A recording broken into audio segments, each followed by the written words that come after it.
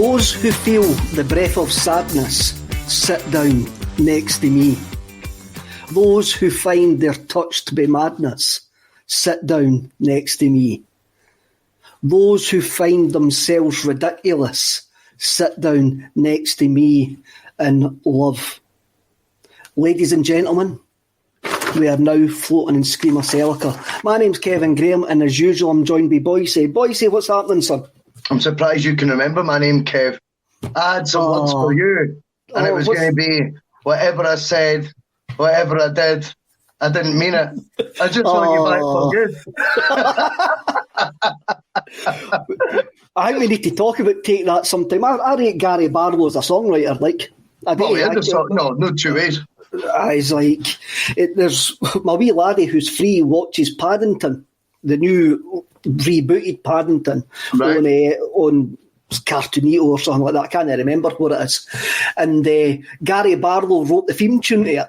And it's as catchy as anything, eh? Well, Back for Good. I think Back for Good's a decent song. I mean, it is. And obviously, you remember, obviously there was a lot of surprise from Martin O'Neill that Gary Barlow's career wasn't the most successful when he took Robbie Williams to school at the World Cup '98, and he said, you really surprised me, Robbie, because I thought Gary Barlow was going to have the career. You can't write, you can't sing, you can't play guitar. Take to his face. Well, unfortunately for the rest of us who have got musical taste, Robbie found somebody who could actually sing, write and play the guitar and write all his songs for him. That's it. So this actually, don't remember, we're talking about Take That there, don't remember there was it's not this game that we're going to speak about today, but there was a photo of Take That leaving Ibrox after a Celtic Rangers game, and Robbie Williams had this Rangers top on. If you Google it, it's definitely there. I think we bet them that day, and Take That were playing in Glasgow, and Robbie Williams leaves wearing this Rangers kit. No, it doesn't surprise me at all. I know, he looks like one. I'm actually glad that's the kit he was wearing, do you know what I mean? Aye. Russell, like him in a Celtic top. No, you wouldn't. Would you like to see any of them in Jason Orange? His name puts you off. Mark Owens would be cut into there. Oh, we've started talking about Take That already. Folk will be tuning into us going, what the hell are these guys on about? Russell, that's a cracking shirt. I like that shirt. Thank you, mate. Thank you. But you were telling us that you're now struggling for clays, eh? I think I've done... I don't know how many shows. Obviously, I've not counted because I can't count, but I must have done about 100 shows now for A State of Mind, and I've won something different on every one. All I can say is I'm glad that Fran Alonso, the White Jackets, became a trademark, because that bails me out at least one show a week if it's the women's show that I can just wear the same thing. Because my shopping bill's just getting ridiculous, Kev, your washing bill and your shopping bill. But if anybody, I've said this plenty of times, if anybody wants to send Russell Clobber to wear, just on you go. We can sort him out. And I'll make it look cool, man. He'll make it look cool. I ken you missed me on a Monday, Russell, but unfortunately I thought I was getting transferred to a Bournemouth State of Mind. But it turns out I'm just moving to a Wednesday. I need to speak to my agent about that. That's puzzled me, that one. But well, I'll miss you on the Monday, but I'll have to say that yesterday I thought Tony did a great job for his first time. He was really good. The caravan I love. Aye, I know, and Amy, for her debut on the Monday, big pressure on young shoulders, and she did very well as well. So she did, I know. She's got better patter than me. So... Where do we... Oh, Kenneth Walsh, I need to actually say this. Hiya, Ken, I hope you're doing well, mate. I want to see Russell in a Rab C vest. Maybe in some of the hotter... maybe in the summer, we can get you in a wee summit. It's going to be really... It's going to ruin my street cred, but I'm never backing into a challenge, man. So, the DeLorean this week's gone back to 1995. And 19th of November, 1995. And we're going to... I was going to call it Castle Grayskull there, but Castle Grayskull was where the good guys went. So it is Snake Mountain, because He-Man was for Castle Grayskull. That's right. But a lot of people, I don't know how we got that so wrong for so long. I know. You know what I mean? it's very unlike us to actually get something. So it's Snake Mountain. We're going to Snake Mountain, and this game was live on STV. Yep. Which confused me when I was actually watching it. Really? Because they're just that used to watching Sky now, I think. You actually forget that some games were on terrestrial telly. Maybe you got one live league game a season. It was usually for Ibrox, right enough, the two I can remember. and I was going, this was on STV. And so the commentary team. Now, you would actually say this commentary team is Celtic minded. And the commentary team that day was Jerry McNee and Charlie Nicholas. Both Celtic minded people. But when you listen back to this commentary, it wasn't very Celtic minded at all. when you listen back to it, we went into this game 4 points behind. We had just moved back to Celtic Park, and Tommy Burns was putting his mark on this team. What age were you at this game, Muscle? So I just turned 8 years old. I remember when I watched it. I watched the first half and no laughing at the back. I watched it at Stirling County Rugby Club because I'd just finished training. right? Getting flung about by boys far fatter and bigger than me for 2 hours in the cold. And then I always remember watching that Andy Tom goal in the sort of the club suite, and then the second half in the house. It's like, right, Mum waited to half time to come and pick me up. Do you know what I mean? But I 8 years old. 8. I was 20. So I watched this, and I'm unsure why I watched it. I watched this in McHugh's in Bannockburn. Right, I know the one. And the pool room, at the back. Yeah. And I don't know why, but I do remember when we get to the equalising goal, I was the only person that jumped.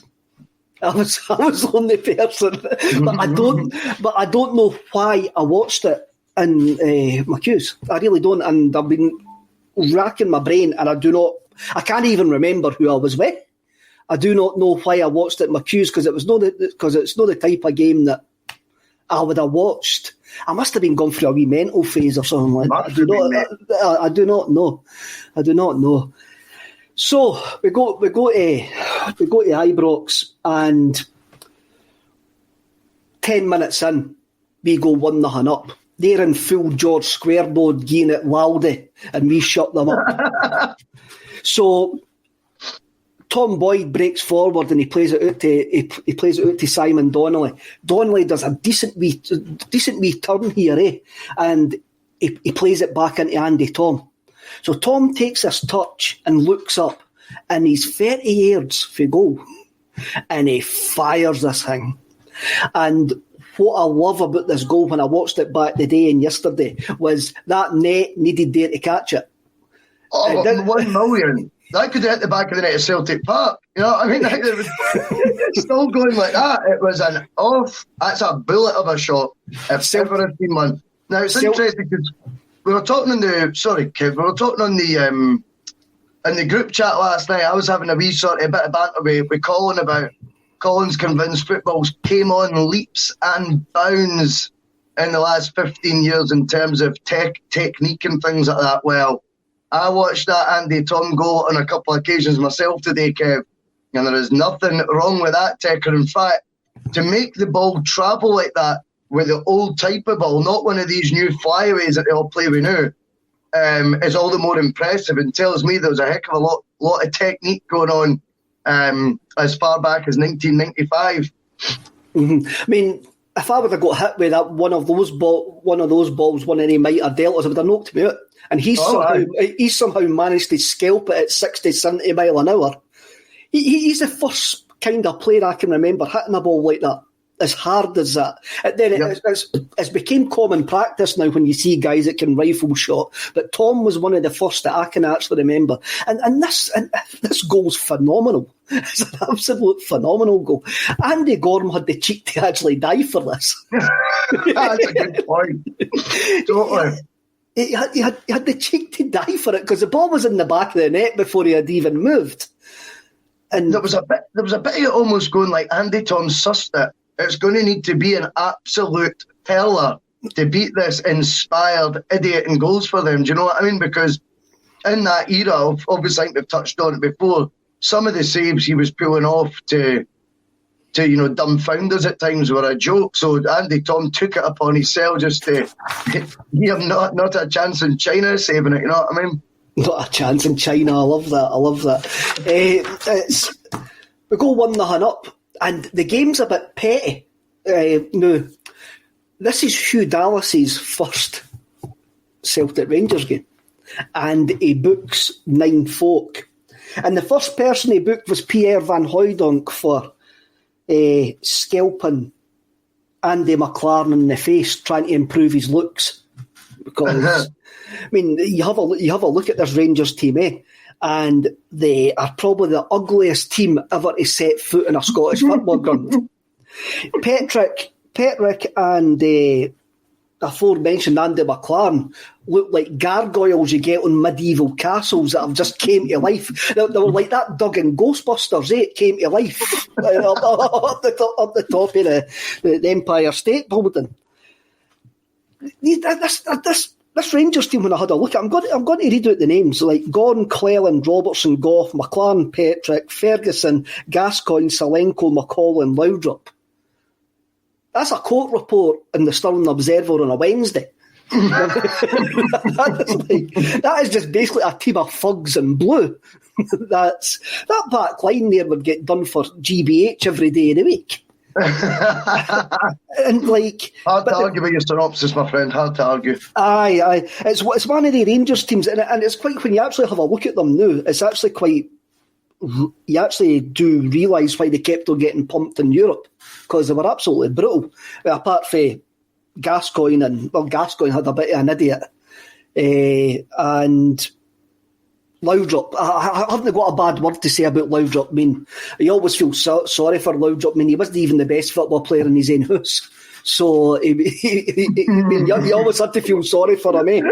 But you look at our team that day, and see, like, when you look at this team, I'm actually still surprised the number of players playing who I thought had been long gone by Celtic by this point, who wouldn't have got into this. Gordon Marshall in goals.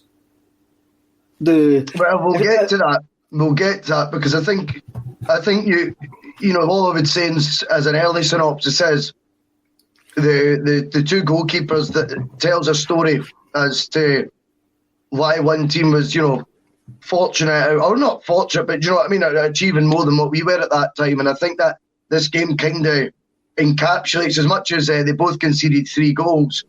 Right, there's a couple of saves made by one goalkeeper that ours is incapable of making, I'm afraid. Aye, definitely.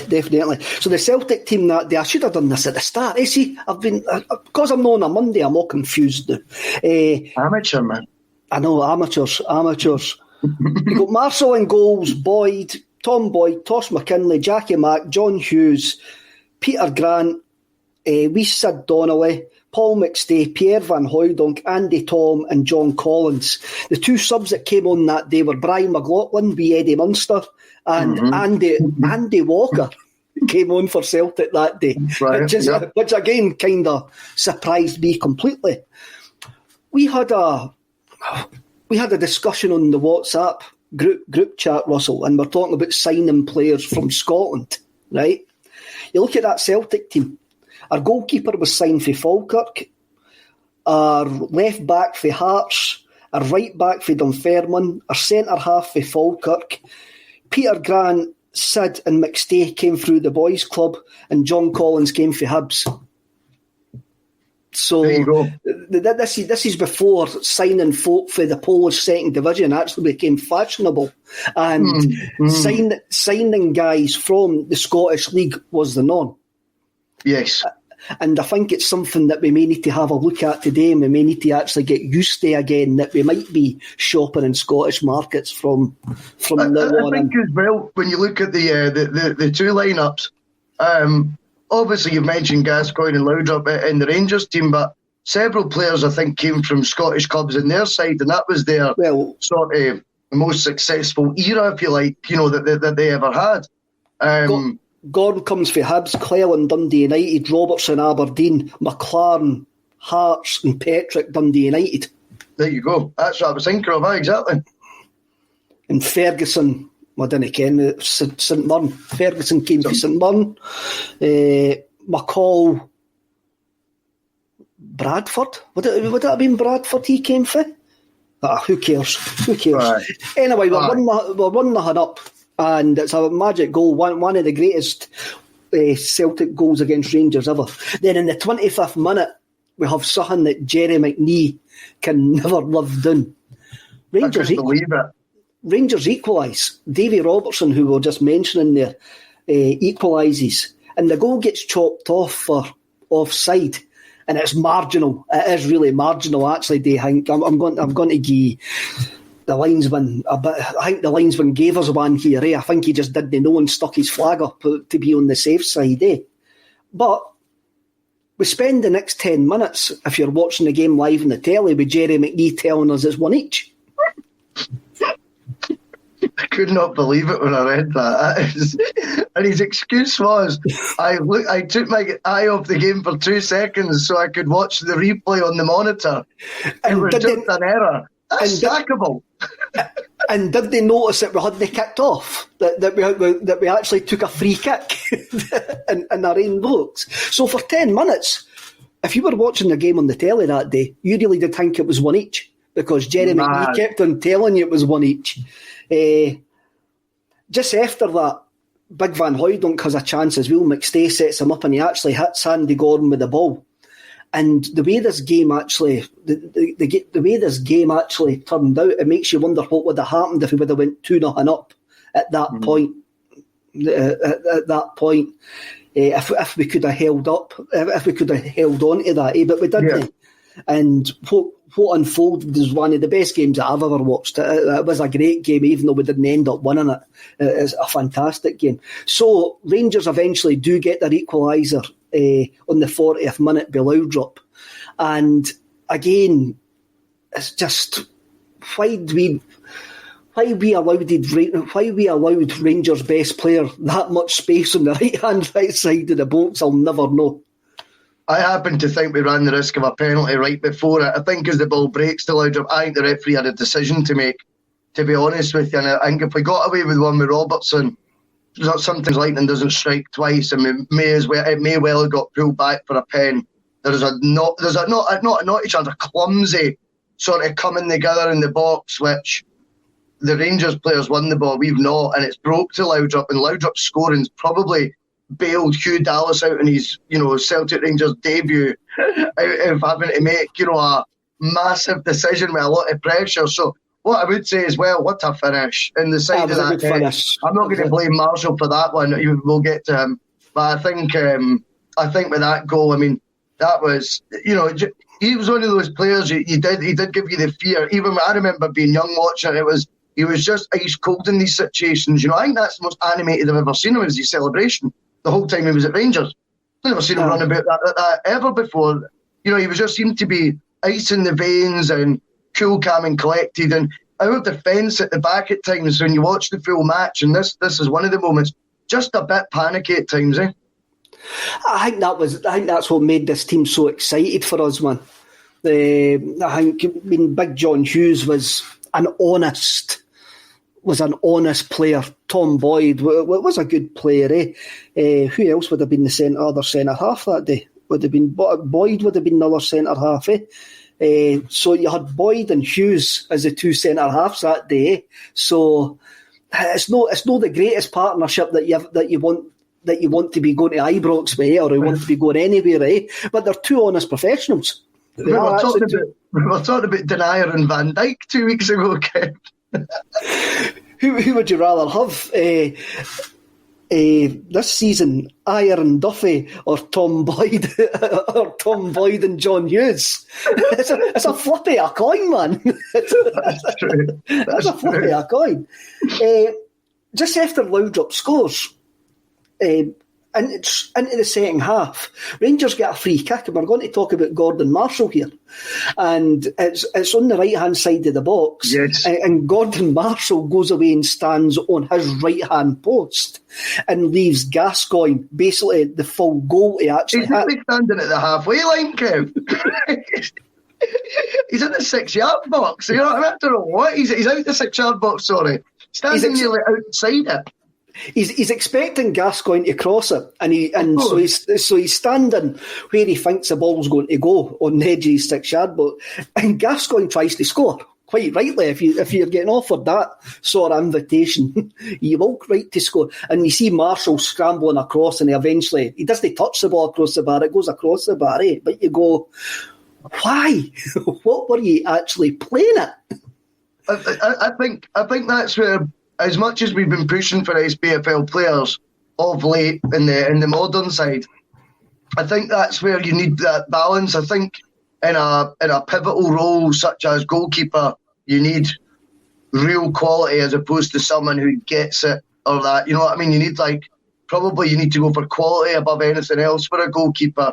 And for Gordon Marshall to not have the awareness of who is the free kick taker that he's going to be up against. It's Paul Gascoigne. He's going to try things that are unpredictable. This is not, and I just think he's forgotten his opposition, maybe not got enough experience against guys that are, let's be honest, when Gascoigne on his day was world class, there's no two ways about it. I mean, I think only a year later, at Euro 96 and stuff, he was a joke, and I think he'd done, I can't remember Italia 90, but apparently he'd done well there as well. Mm-hmm. And I just think Gordon Marshall's inexperience of dealing with elite footballers maybe came through a wee bit there. That was maybe SPFL goalkeeping positioning for a free kick in a far bigger magnitude of sort of game that, you know, that he's used to. I think what you're actually saying there, when the two best goalkeepers I've seen in my time at Celtic Park have been Arthur and Fraser Foster. And there have been more recent. We just couldn't sign a goalkeeper at this point. It was almost as if we just forgot about them and just we'll put anybody in goals. It's fine. We're going to score 4 goals, and if we let in 3, that'll be fine. But it's quite incredible, though, Kev, isn't it, to think that Shea Given and Brad Friedel were on trial only 2 years before, and we released both of them. Aye, definitely. Aye. We Shea Given and Friedel went on to both become 2 of the most EPL appearance makers in history. So many clean sheets, so many caps between them, and we had them under our nose and opted for Stuart Kerr. No offence to Stuart Kerr, actually. I preferred it when he was in goals to Gordon Marshall, to be honest with you. Did we have a goalkeeping coach at that time? I'm not 100% sure. Who made those decisions? Who did make those decisions? Back to this game. After Gaza's free kick, Andy Tom fires in a great ball into the box. It's a free kick. And Richard Gough rugby tackles John Hughes as Hughes goes for a free header. Our State of Mind producer Paul comes in. Joe Corrigan was the coach. I didn't even ken who Joe Corrigan is. I think he was an ex-Hibs goalie. Is that the Joe Corrigan I'm thinking it? Might be. Aye, so he gets brung down. And Richard Gough has the cheek to sit there and look at Hugh Dallas with this like innocent face as if to go, what did I do? What did I do? It's the biggest Stonewall penalty you'll ever see. Even Jerry McNee says that's a penalty kick.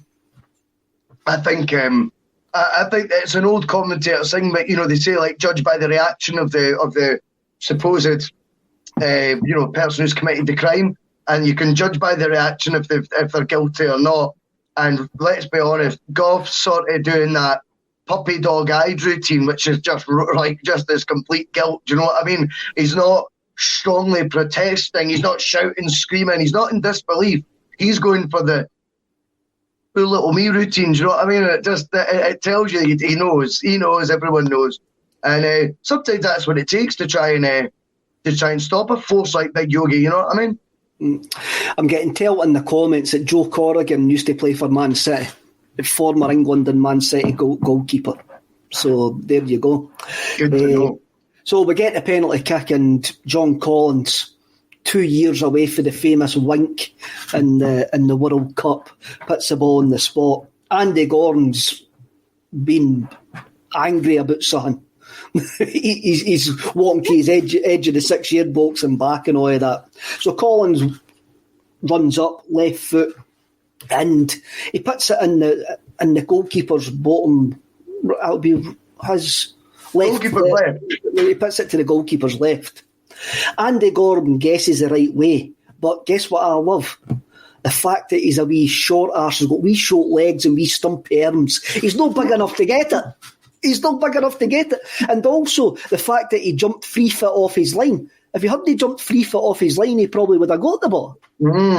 That's a good point. I think you would have to agree there's no one you wanted to take that penalty more than John Collins, though.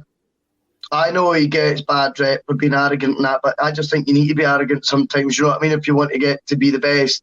And Collins is a top player, and he had the confidence in his cell, the composure to take that penalty, and under that sort of heat, he was the man to take that penalty. It was no surprise. The ball actually, as much as we're saying about Gora, the ball hits the side netting, mate. I think that you can't ask for any more than that from a penalty taker. Even if the ball's not travelling at a great rate of knots, if you hit the side netting with that sort of pinpoint accuracy, a goalkeeper would do very, very well to keep it out.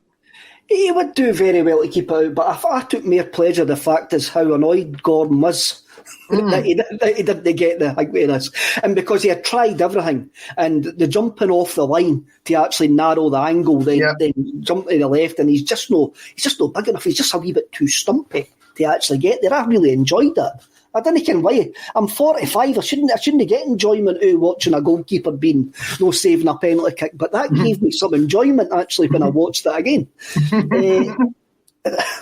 Now, another thing that doesn't give me much enjoyment. 63 minutes, we give away a free kick, and it gets swung in. I think it gets swung in by Davy Robertson actually, and Ali McCoist, who's just on as a sub, somehow manages to out-jump John Hughes and header the ball into the back of the net. And when I was at the start of this, I was talking about the commentary. When he scores, Jerry McNee goes, Super Ali does it again. In this commentary, Charlie Nicholas keeps on calling Paul Gascoigne Gaza all the way through it.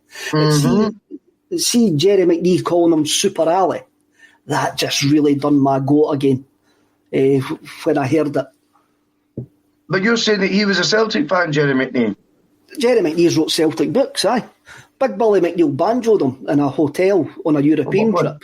No. I didn't know that story, in fact. No, I didn't know that. But, I mean, I don't know. It's just, I think we're not going to go down like all the media control they had and all that crap and the Murray years and all that nonsense, because you can do your own show about that. But I mean, I think it's just a little glint, an example of just how much they were the establishment club. And, you know, Scottish media was guilty of feeding into the superiority complex that I think they've still definitely, judging by some of the comments I read, by the way, they've still definitely suffered from. And I think, you know, in fairness, it was an ego that got, you know, on steroids was what Rangers was then. And you know, that ego got inflated by, you know, such trivial things like that. But that's going on during a massive rivalry, during a match. Just wee terms like that, terminology like that, just re-emphasises to them that they are the people, you know, and that's what happens, you know. It was a very obedient, succulent media back then, do you know what I mean? And you know, you would never get that now. Do you know what I mean? I think Crocker's done the odd one, like the Super Swede and stuff like that, but it was never like, I don't know, I think he was just going for alliteration at times as opposed to, like, Jerry McNee's sounds like a supporter. In his living room, jumping up going, Super Ali does it again. You're like, no way, mate. That's what it was. I was just trying to bring that. I was trying to bring the commentary down to a fan level by calling them their nicknames. So it's not like the Super Swede. That's fine. That's perfect. But actually calling them Super Sally is like super. I called him Super Sally. Super Ali, like, is just wrong. It would be like. I thought you meant that. I probably did. I probably did. So, but it would be like Ian Crocker going, the King of Kings. And I think he actually says the King of Kings at some time, at one point as well, But want to know what else I disliked about Ali McCoist? I think everything he does is fake. See that runaway celebration as if it's the greatest goal that he's ever scored and he's going to greet and everything's great and I'm marvellous and I'm going to greet. I'm so emotional that I've scored this goal. And it doesn't matter if he scored against bloody Raith Rovers, Celtic or Juve. It was always the same celebration. It was always over the top showmanship. Well, look at me, I'm great. He's a fake, man. He's absolutely a fake. And like his mask slipped for me a couple of years ago when he actually says, who are these people? Let's get them named when he was the manager of Rangers. And it's funny, because see when he scored, I always thought he would just walk away. You know what I mean, Kev? What do you mean? No, sorry, doesn't he do walk away? I forgot that was in the script, Russell. Sorry. It's just we rehearsed that. I know, I can't rehearse that. I mean, it was just the over the topness that he done with absolutely everything. I've never watched Question of Sport since he appeared on it. I'm showing you how petty I'm there. I've never watched Question of Sport since he was a captain on it.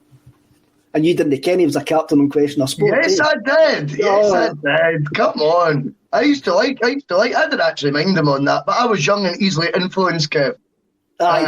You were took in by his public, his super Ali persona. He was such a joker. I'm jovial. Right, moving on very, very quickly. Before 66 minutes. Next goal. Right, sorry, on you go. Sorry, I'm jumping in, mate. 66 minutes. We play some great football in the middle of the park, and that's one thing that these highlights prove. We actually played them off the park at times. Our football that day was utterly spectacular at times. Yeah. We play it out wide, the ball goes into the box, Andy Tom tries to get round, I can't remember, some of the big clunker at the back, and it goes out to Tosh McKinlay. Tosh McKinlay fires in another great ball. We spoke about him the other week, didn't we? And I was looking for them, mate, because because the conversation we had, I was like, do you know what? Him or Alan Thompson is a good debate for who could whip in a ball for the left, by the way. I didn't realise Tosh McKinlay's delivery was as good as what it clearly was, so I was a wee bit ignorant to that, to be fair. Folk would pay a lot of money for a full-back with Tosh McKinlay's crossing ability now. So this ball goes into the box. Big Van Hooijdonk, 6 yards out, puts it on a plate, and the papers, when you actually read the papers, and they say it was the greatest save ever, better than Gordon Banks in Mexico 70. I think it's a load of crap, man. See if Van Hooijdonk had put it anywhere else. Gordon wasn't saving that. He put it right down Gordon's throat. It was too easy. Right, okay. I thought it was a good save. When I watched that, I was like, oh yeah, how did he manage that? I think there's an element of luck. You need to be fortunate when a ball's coming at that pace from such short range. But I think the way he spreads himself, the way he anticipates that there's going to be a first-time hit and all that, and the way he's got his angles, he always has his angles covered as well, going very well. I get your vibes, Kev, right? I get your vibes, but we're going to need to, for balance, I'm going to say it was a very good save, I thought, but we'll agree to disagree on that one, mate. No, you're right. But it's like, as you say, he had to get his angles right because he's a wee stumpy short arse. That was me thinking you were coming round there, Kev. I've just got serious issues about Andy Gorman and Ali McCoist, man. I don't know what it is. I wish I had picked this game. No, it's been great. I loved it. I mean, it's the 25th of May. We should probably have done Lisbon, but let's just not be obvious, eh? Let's go and do something else. Nothing to do with forgetting. Absolutely not. Jay Lee in the comments, on McNee calling McCoy Super Ali. Many commentators in the 80s called the players by their nicknames. I recall Richard Parker Blue Nose calling Judas Supermo when he played for Celtic. Wow. Oh, I can't remember that. Good memory, though. There you go, eh? So, aye. What actually happened is Gordon puts that out for a... Look, Andy Gordon was a great goalkeeper. He actually saved Rangers that many times over Tommy Burns' era. Eh? He was a fantastic goalkeeper. He was a great goalkeeper at Hibs as well. Then he went on and he went to Man United, and I don't think Roy Keane liked him at Man United, but Keane's a good judge of character, I think. Oh, don't make me rev up that bus. Don't. Is that? But I thought that bus was burnt out. I thought you'd burnt out. That's my favourite. I thought you'd burnt out the Roy Keane. Oh, never, man, never. Arthur Goat. That's a strange name, mate. Kev, the two of them broke your heart time after time. Maybe that's where your problem with them lie. Probably does, Arthur. I'm not going to disagree with that. I'm not going to disagree with that. I'm not going to disagree with that at all, mate. I think Arthur, certain players get it tighter because it's see if you're not getting it tight from the other side of whatever side of the divide you're on, then you've been irrelevant. You've probably been rubbish. You're either super bad like Sibo, do you know what I mean? And you get chants named after you and all that, and cheered when you come on, or you're good, and we know you're good, so we didn't like you. I think I would take it backhanded compliment for ability. For me, it is a backhanded compliment that the fact that these two guys annoyed me so much that I've still got that. I mean, none of the current Rangers team actually annoy me. So maybe that says it all. Maybe they'll begin to annoy me, but I don't think so. I think I'm too old now to actually be bothered about football players. I think you're proven today that you are definitely not too old to be annoyed, Kev. Oh, right. Gordon puts it out for a corner. We put in a corner kick, and Gordon punches the ball out. And as he's falling, he takes a kick at John Hughes as he was lying. He takes a kick at John Hughes. There's a stramash on the line. It ends up with John Hughes and Andy Gordon getting booked. Now, the only person that should have been booked here, John Hughes didn't do anything. Gorm attacked him. Then Richard Gough comes in and attacks John Hughes as well, pushing him into the net and trying to actually take the net off the goalposts. And Jerry McNee says, "Oh, there's Richard Gough splitting them up, being the peacemaker." Right. What are you watching, mate? What are you actually watching? Andy Gordon's just actually decided to kick out at somebody, then get up and attack Big John Hughes. Brave man attacking John Hughes. But again, it was one of these things. Both players got booked, and you're going, well, what did the Celtic player actually get booked for there? Well, it's one of those things. I don't know. Is it because he made the net bulge more than Andy Tom earlier? I don't know. It's hard to work out where that comes from is beyond me, Kev, because it is quite clearly. And I don't feel sorry for John Hughes because fine well he could handle himself. It was no problem, But cornering him into a net, and for Hughes to be booked, he must have been baffled, eh? I know, and it's quite weird, and it shows you how fake Mr. McCoy does. As Hughes has gone back to the halfway line, Ali's giving him a wee rub on the head, laughing and joking with him, eh? And I'm going, I just can't stand it. That's just what you doing. But then eventually Hughes goes back and gets booked. We've spoke about the good of Tosh McKinley, right? In the 71st minute, he puts Rangers 3-2 ahead. Now, I'm going to let him off. I'm going to let him off, aye. Yes. And why are we going to let him off? What actually happens here is we lose the ball on the right-hand side. Tom Boyd inexplicably tries to backheel the ball on the touchline to Paul McStay. What was that? What was that? Oh, who knows what was going through his head there, mate? I don't, because that's not a tomboy trait. From what I remember, it's him doing flicks and tricks, and you just look at the position of where the ball is, and you're trying to work out, why are you doing that there? What's went through you? That's a rush of blood to the head usually means a wild tackle from a centre back, Kev. No, not a back heel at the end of your own box. No thinking you're Bobby Carlos and you can back heel the ball 25 years out to Paul McStay. That's what you tried to do. And McStay's in trouble, eh? Like McStay, no, he's going in for a 50-50 that he can't. He's realistically, he's not going to. And he slips. He's not going to win. Yep. And he slips. I know. And then that was because he was desperate, though. That's why you slip. Because you're like, wow, I didn't expect that. And then, aye, carry on.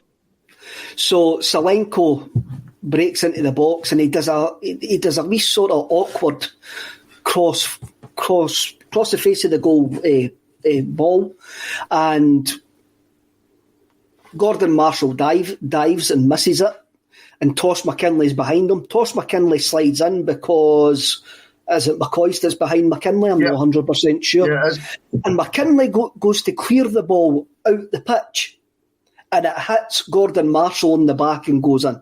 It's a Gordon Marshall own goal. It's not a Tosh McKinley own goal, because McKinley's clearance was going out the pitch. I'll tell you this as well. That warning sign was that offside goal, or offside whether it was or not, by Robertson. Marshall's letting that ball from that side of the pitch slip under him too easy. His reactions were far too slow. He should have stopped the ball even getting to Tosh McKinley in the first place. Mm-hmm. I know. It's a horrible. But nowadays, that would have been given as a goalkeeper's own goal. Yeah. I'm letting Tosh off with that. He had done his job.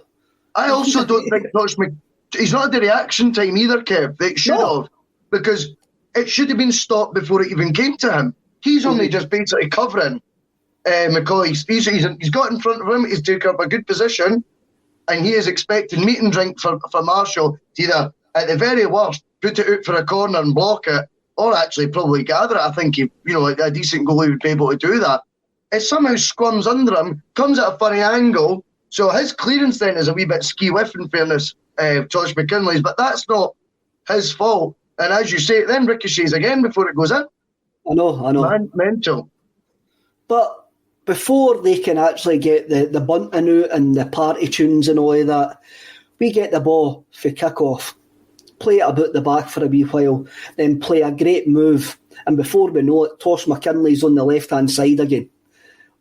He's got the freedom of the Brunlone Road, and he flips in another fantastic ball for Big Pierre to actually score a perfect header.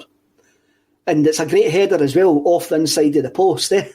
Amazing. And just think the strength of character for McKinley, who, let's be honest, would have been feeling rotten. We're is it exonerating him? We're exonerating him. Right, we're exonerating him. Right, good vocabulary, Boyce. I'm learning all the time, Kev. Honestly, man, I'm going to make it one day, mate. But anyway, I just think from the negative mindset, see our footballer nowadays, Kev, put it that way. How many of these, can I say snowflake, is that allowed?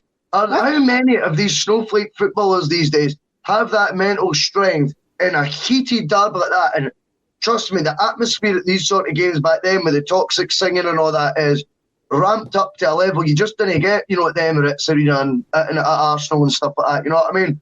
And how many of these so-called elite players these days have that mental fortitude to go, not only am I going to get over what's just happened, even though I probably like a dumpling, I'm going to make up for it with quality under the greatest pressure, away to your greatest rivals, 3-2 down, probably taking the full blame in his head, and within a minute, he puts in a cross that is, again, an absolute shambles how good it is.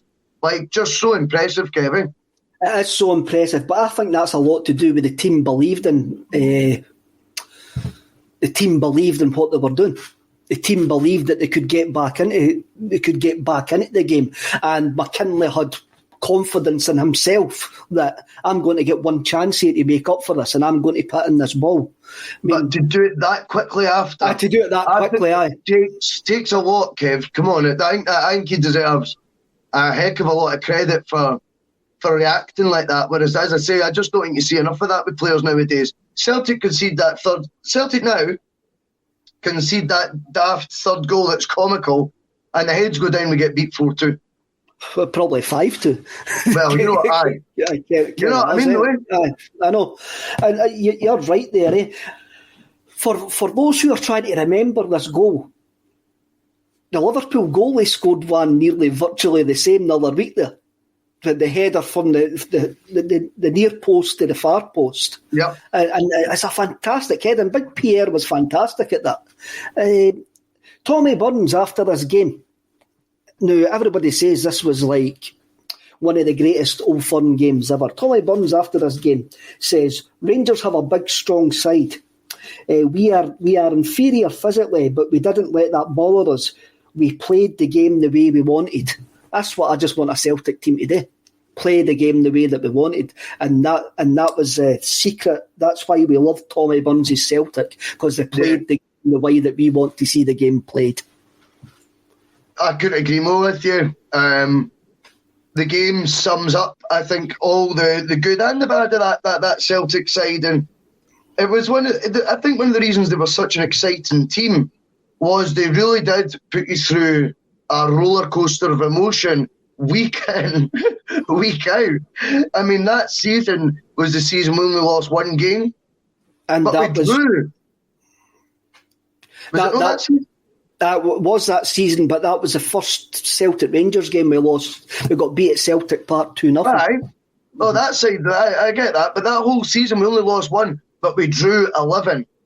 Now that's torture, because you know at least half of those draws could have been wins, but because of the topsy-turvy nature of this team and the free-flowing football that we were playing and the perhaps lack of quality, maybe it came down to, particularly I think between the sticks, sadly bits on the backside. But I've got to say, I just think that team was really exciting, and it was the first time that team, I think they'll get associated with the first time we had the first ever foreign influx. Do you know what I mean? Like where you were getting Van Hooijdonks, Toms, and then obviously went on to Di Canio, Cadetti and all that. But that era under Burns, I think, always be remembered as the first time we started integrating some European flair into, the Celtic side, like, well, more predominantly than before. Do you know what I mean? I think it's interesting. Tony came up with a fantastic catchphrase, shall we say, on Monday. What is it? Unbelievable. Was it rebuild, remember? And when Eddie Howe comes in, I want him to have a look at Tommy Burns' Celtic. I want him to speak to Peter Grant about Tommy Burns' Celtic, because Peter Grant played a major part in this game, and he was fantastic in this game, was Peter Grant. And go like that. This is the way that we want to play football, and that should always be remembered. That should be your first port of call. I think it just shows you how much of a loss Tommy Burns still is to, not obviously, his family and all that, but I actually think to Celtic, what an asset he was. Even, he wasn't an old man when he sadly passed either, Kev. He could still be doing that exact same role right now. The first person Eddie Howe meets when he comes for contract talks isn't Dermot Desmond, isn't Peter Lawwell, it's Tommy Burns.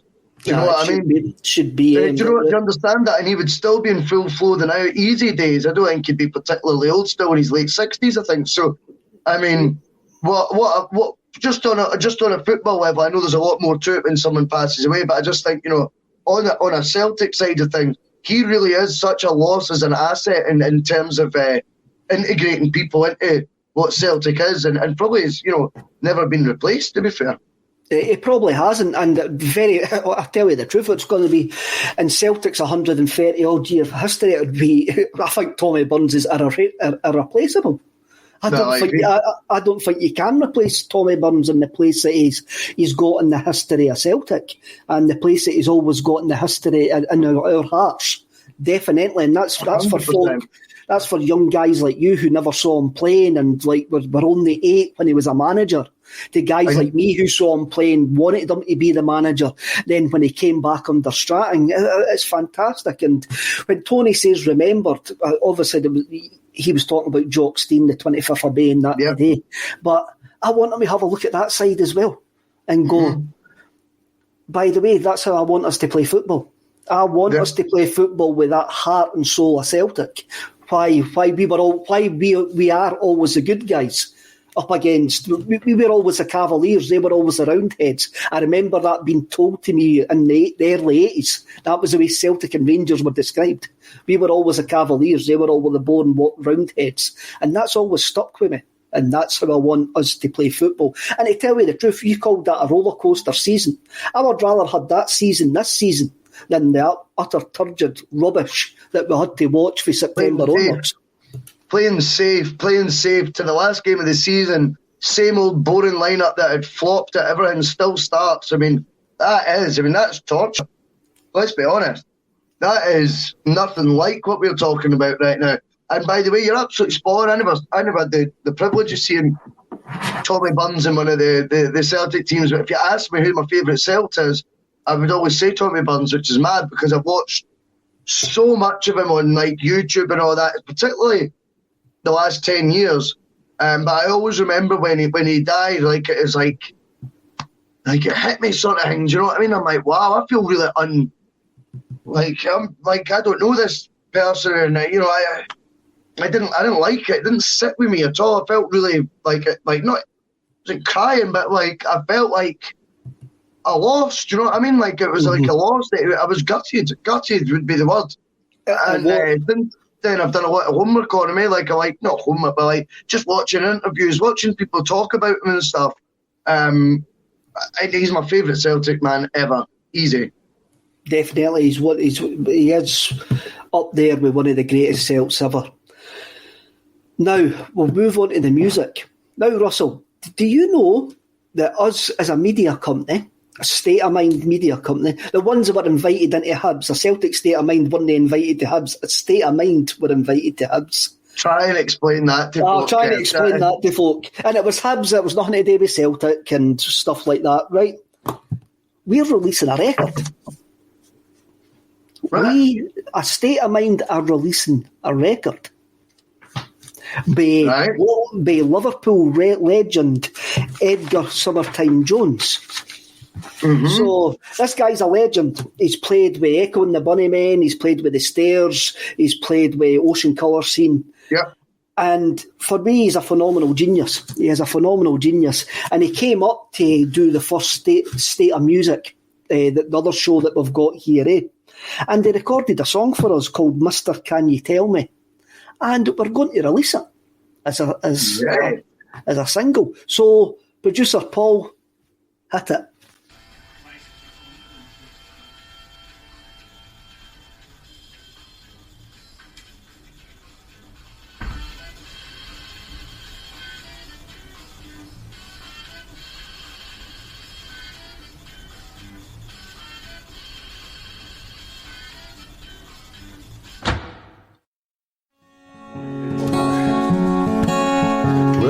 Tried so hard to put a lid on this thing, but now the strain is starting to show.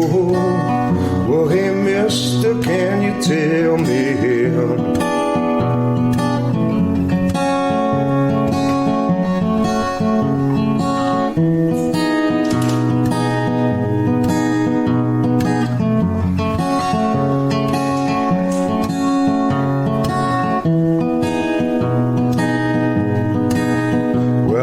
Try everything that I possibly could, but would it ever come to no good? Well, I could run around the world like a positive fool, never stop to think if I should. Whoa, so hey, mister, can you tell me? Mister, can you tell me? Hey, Sister, can you tell me which way I should be going?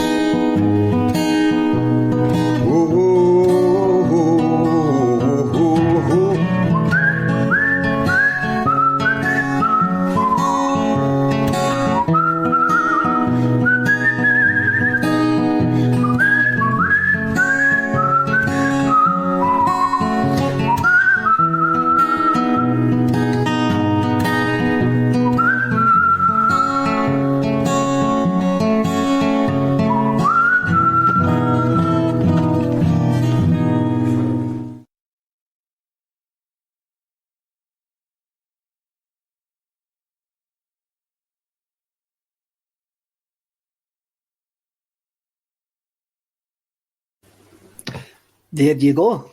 The Such first class, that is. it's brilliant, eh? It's nice, laid back summer vibes. Oh, I love it. Absolutely love it. Beautiful deep voice as well. Oh, he's brilliant. He's a great fella as well. Big Evertonian as well. It seems to be a thing. There's a lot of cool, creative Evertonians kicking about. So that'll be out really, really soon. So keep an eye out for it, and we'll. A Screamacelica exclusive. Is that what you're telling me you've been involved in there, Kev? That's a Screamacelica exclusive. It was saved back. Yes, mate. It was actually saved back for us. For us, mate. For us. Get what I mean? We'll move on to music because of that wee interlude. And everybody says, have a look, search Edgar Summertime Jones on YouTube and all of that, and have a listen to his stuff. His stuff is absolutely fabulous, absolutely brilliant. You won't be disappointed. Now, we'll go into the music. 1995 was Britpop. We're only 3 months away from the August Battle of Britpop, which was Blur v Oasis. Roll with it versus Country House, which Country House actually won that battle, if there was ever a battle, if it wasn't just a record company generated thing. But we're into the November, and number one in the charts is Robson and Jerome with I Believe, a double A side of I Believe and Up on the Roof. So for how good music is, Robson and Jerome are number one. They had 2 number 1 albums, didn't they? I think they had the cheek to release a greatest hits on the back of the 2. They just put the 2 albums together on the 1 CD and just released it as a greatest hits. But my mum and dad had Robson and Jerome's album in the house. I don't think my dad listened to it, but I remember that, like, being young and just being like, whatever CD was there, I'd fire it on, And I'm going to credit them with a few songs that, like, I know they're all covers that they did, but I wouldn't have known them if I hadn't been for listening to Robson and Jerome, man. There you go. Oh, no. What would you want me to do? I'm 8 years old, 9 years old. Right, I know. What do you want me to do? Like, Dad, you got any drifters, mate? Do you know what I mean? Like, I'm 9. Do you know what I mean? Like, give a break, mate. Oh, you've not discovered Motown yet, Boyce. Give me peace. You know what I mean? Of course I've not. But that was how I thought. I wonder what the original was like. You listen to the original, you realise it's a better version. But at least they brought some music to me. No 2 ways to do it. I couldn't believe, because they were on a programme called Soldier, which my mum and dad used to watch all the time. And I think one of them was called Paddy and Soldier, but just them all of a sudden becoming chart stars was like quite unusual to me at that. Well, was it unusual because you had all the folk for Neighbours who had all the stock aitken and Waterman bits and stuff like that, So they were number one. And number 2 was Gangster Paradise by the ultimate Tim Coolio. That's right. Good tune that as well. Which is a cracking song. So here we go. In the title, we've got Oasis v Blur and the Battle of Britpop. Recently, actually this week, Noel Gallagher came out and says he doesn't like Wonderwall. He says it sounds half finished. So at number 4 in the charts this week was Wonderwall by Oasis. And at number 5 was the Universal by Blur. Which song has aged better? Wonderwall. There's no two ways. Oh, no two ways. There's no two ways. There's a reason why it's been played so many times, because it's brilliant. I'll tell you about Noel Gallagher, right? He is in no man's land just now. He's in no man's land. This is a man who now says, oh, I hate Wonderwall. He says, what is it he said recently, about 3 months ago? I hope Oasis fans don't like my new music because I don't want them to. I'm moved on from that. He then's on Jonathan Ross, playing a song that quotes an Oasis song in it, Cast No Shadow. Sounds like every Oasis song that he ever did. It's Where We're Living the Dreams We Have as Children. It's got that wee riff in the background. He's went back to doing his Oasis formula, quoting Oasis songs, and he's saying, I don't like Wonderwall though, and I don't want Oasis fans to like my music, and we're never getting back together. And he doesn't know what to do right now because the pendulum is swung, Kev, and he is very much out in the cold right now, and I love it. It's delicious, and he deserves all of it. But his song is better than the Universal by a mile.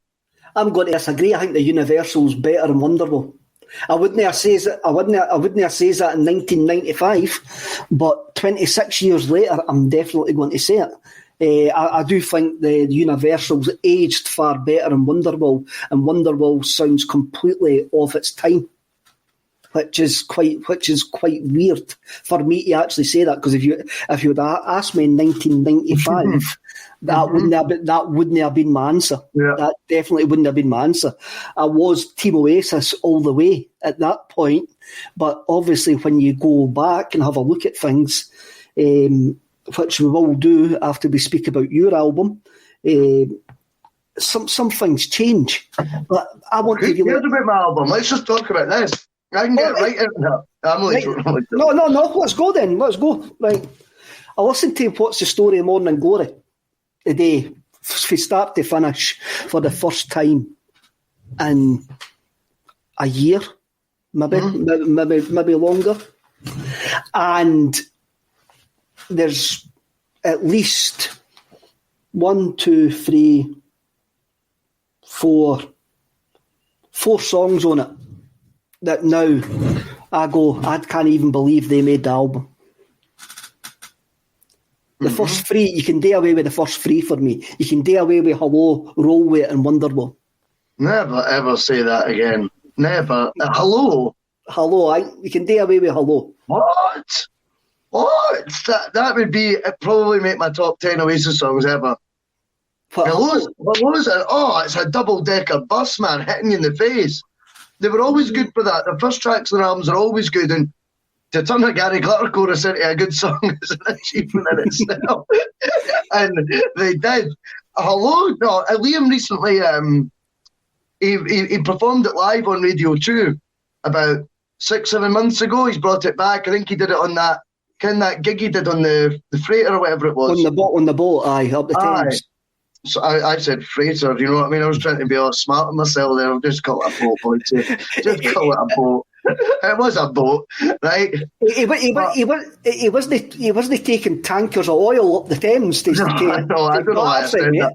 I'm regretting it, mate. I'm regretting it every minute of it right now. But there's a version.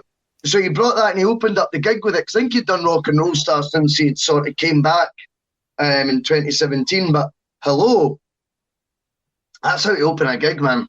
That is how to do it. I'm having every bit of that song. I'm surprised that you don't like that. Well, what I'm going to say is, Hello, Roll With It and Wonderwall. I've already said about Wonderwall. Also, She's Electric. She's electric, man. That's just chuck away stuff.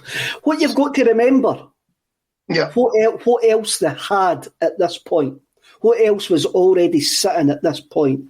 Talk Tonight, Acquiesce, Head Shrinker, Rocking Chair, Round Our Way, and The Master Plan were all sitting there. It could have ended up on What's the Story of Morning Glory. Can you imagine What's the Story of Morning Glory starting with Acquiesce? I can, and it should have started with Acquiesce. No, I would pick Hello every day. Every day, I would pick Hello. And I think as well, you need to be careful because, see the thing is with Noel then, he was too smart for his own bloody good. He knew he had all these tracks, right? And he is definitely split. He's thinking of the money. He became monetized, I think, by Oasis quite early. I think Noel Gallagher, to me, very much seen pound signs quite early on. He realised like what he was doing was a business, not just a band, and then wanted to slate Liam for only thinking it was a band. Where I think it's quite a healthy thing. I want my favourite musicians, to just be passionate about their music and the odd antic here and there. No, not that. And I think he monetised, and I think you're right. I think there is definitely songs like Rockin' Chair for me would walk onto What's the Story Morning Glory. Do you know what I mean? I couldn't agree more. But I think there's a reason why Noel spread them out, and I think he had the vision to do the first ever B-side album. But not the first ever, but do you know what I mean? One that was like going to be like a number one, a B-side album. I think it's just been a clever marketing ploy. Bit of filler in this album, bit of filler on that one. Can't put all the good ones in the one CD. What's the point? No, the whole point is to make that classic album. The whole point is to make that classic album. And I think he has actually says in interviews after there's some things that he shouldn't have put on the albums, that he should have used some of the B-sides, but he was that stubborn that he just thought he was always going to write classic songs and they were always going to come out. I mean, you look at the Some Might Say EP, the B-sides, and they're not really B-sides, to Some Might Say EP were Talk Tonight, Acquiesce and Head Shrinker. That is utterly frightening. Yeah. That's 4 tracks that would walk on to, I don't know, who's been a big band in the last 10 years? The Kaiser Chefs or whatever they're called. Something like that. Like, that would be their 4 best songs ever. Do you know what I mean? And they've sold millions of records. Mental. She's Electric. Round Our Way is better than She's Electric. Yeah, neither are my favourite, I'll be honest to you. I think there's a good comparison with those two, though. I see the similarities. But the Round Our Way has got cleverer lyrics. It has. It's got better lyrics, but also if they always seem to have this Beatles thing. We need a throwaway. We need an Octopus's Garden. And so on, definitely, maybe you've got Digsy's Dinner, and on this one she's got She's Electric. But if you're sitting with Round Our Way, for me that goes in. That goes in instead of She's Electric, and She's Electric becomes a B-side for me. It's 5-a-side. What is it? It's 5-a-side, and they're down the park or something like that. The lyrics are really good about the football, man. Then you've also got the game is kicking off around the park. It's 5-a-side before it gets dark. There's going to be a loser, and you know the next goal wins. That is tapping into the normal man's, like the normal like lad at that time's like psyche. It was very intelligent what he did. He took little like bits of your life. He just tapped into your brain and just put them into, lyrics. Like stuff like that was relatable. Do you know what I mean? Relatable. It was relatable. And it was just when I was listening back to this album again, I'm going, what the Ken son, eh? I could listen to definitely maybe every day of the week. No problem. But it'll be a wee while before I go back to What's the Story Morning Glory after listening to it today. Do you think one of the biggest mistakes he made was he started trying to sing half the tunes too? He shouldn't be singing the songs. There's a reason definitely maybe it was the best album. It's because you had the singer singing them. He got a wee bit of an ego problem as well. Well, a huge one. A huge one. And he started taking over duties. It's like you knew definitely maybe. Well, I agree with what Paul's saying there. The biggest mistake was no letting others write the tunes. Absolutely agree. But I think he was creating his exit route by doing all that stuff, and he'd given up. He didn't like Oasis anyway. But I think those first albums, you look at definitely maybe it's Success. The singer sings the songs. What's the Story? Okay, loads of mainstream success, but you're now reflecting on it and thinking one's way better than the other. And for me, it's no coincidence that he started trying to pinch, just worm his way in there at the singing bit, I thought it was naughty. It is.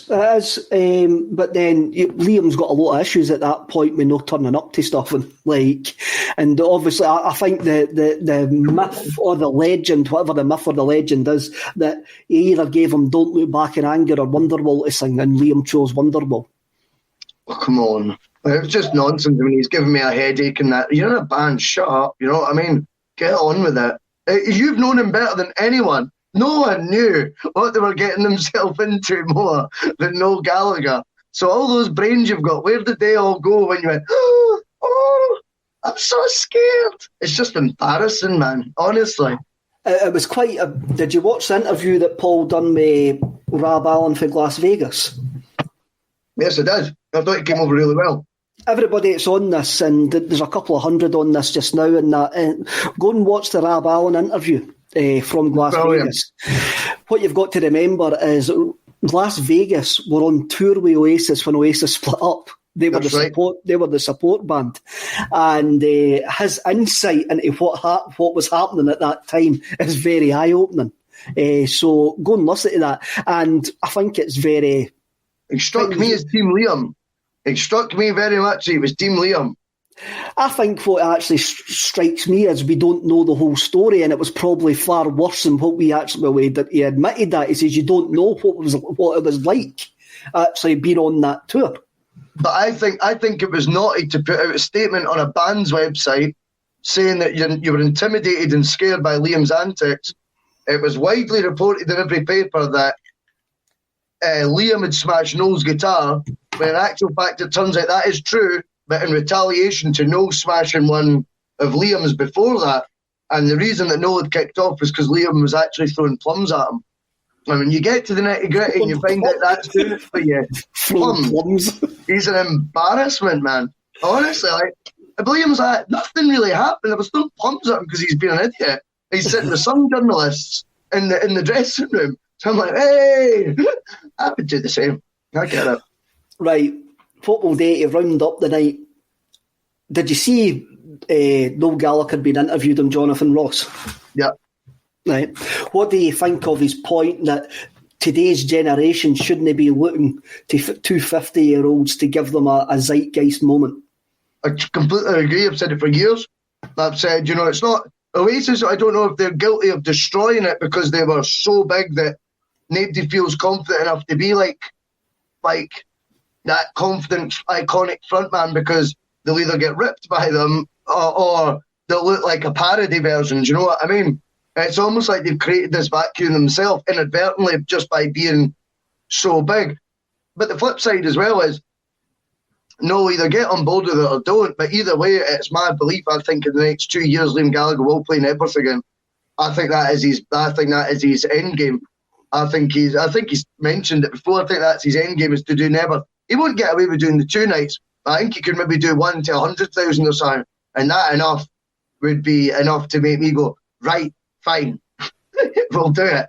For God's sake, don't, please. I think that's why I think all roads end at Liam threatening to do Nebworth or tell him, look, I'm going to do this and it's going to sell. We've forecasted the ticket sales and that, and we're going on album sales and we're going by the rate the tickets are selling across the country. It's been worked out by the promoters. This is like a doable thing. I've got bands that we can take along with it. And I think that'll either break the camel's back or whatever the saying is, or Liam will just go and do that himself. And Noel will be shaking his hips wearing a big dog collar and sitting on Jonathan Ross like a smarty pants singing terrible songs. It's entirely up to him.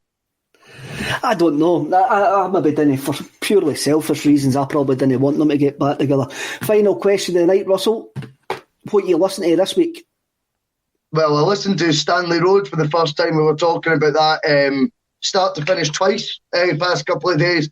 I found some of it middle of the road, if I'm being completely honest to you. I didn't have the same memories of it that I had before, but I would then contest that Out of the Sinking is one of my favourite Weller songs of all time. I think I played that about 8 times the past 2 days. Absolutely loved it. And I've got a real admiration for how he pronounces his syllables, Kev. I just think, hello, Kevin, great, it's like every syllable. He'd be brilliant on Countdown. That's my takeaway for it. Facebook user comes in. I think it's Sue. I'm not 100% sure. I'd rather a beta band come back. So would I, mate. So would I. I would rather the beta band came back as well. That sounds like Sue. It does sound like Sue, eh? What I've been listening to this week, obviously I started off with James and their new stuff's fantastic. They've released 4 songs over the last couple of weeks. I've been getting well into that. And a band called Working Men's Club as well. I would recommend everybody to check them out. So, Russell, we've come to an end to another Screamacelica. And what a night, mate. I know, what a night. 1995. Next week we're going to move on to the Euros and we'll have a look. I think we'll start with 1996. I think we'll start with the Scotland-England game in 1996 and we'll take it from there. So everybody, hit like, subscribe, tell everybody about us, even tell folk that you didn't like about us, and just all calm down, eh?